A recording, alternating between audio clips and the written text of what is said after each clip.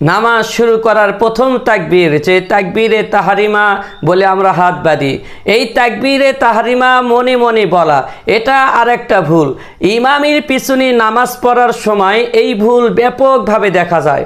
কারণ কান পর্যন্ত হাত উঠিয়ে হাত বাঁধাকে অনেকে যথেষ্ট মনে করেন, কিন্তু মনে রাখার দরকার, নামাজের শুরুতে তিনটি কাজ করতে হয়।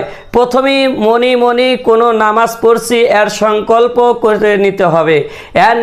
এর নাম নিয়ত, যা নামাজ সহি হওয়ার জন্য জরুরি। তো মনে মনে সংকল্প করে নিলেই নিয়ত হয়ে যাবে, মুখে উচ্চারণ করতে হবে না। দ্বিতীয় কাজ হলো তাকবীরে তাহরিমা, অর্থাৎ স্পষ্ট উচ্চারণে আল্লাহু আকবার বলা।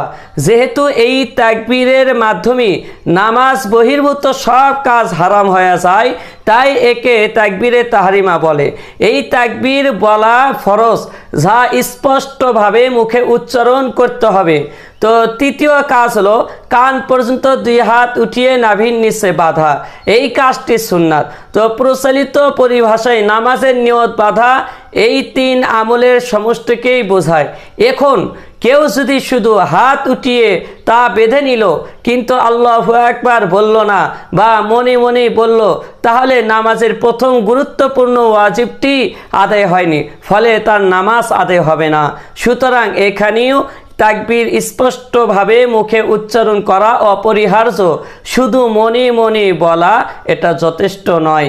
এই জন্য আমরা চেষ্টা করব তাকবীরে তাহরিমা যখন বলবো, তো তখন আমরা ওই আওয়াজটা ফিসফিস আওয়াজ দিয়ে হলেও আমরা তা বলে হাত বাঁধবো, আর মনে মনে বললে ওই নামাজটাই আদায় হবে না।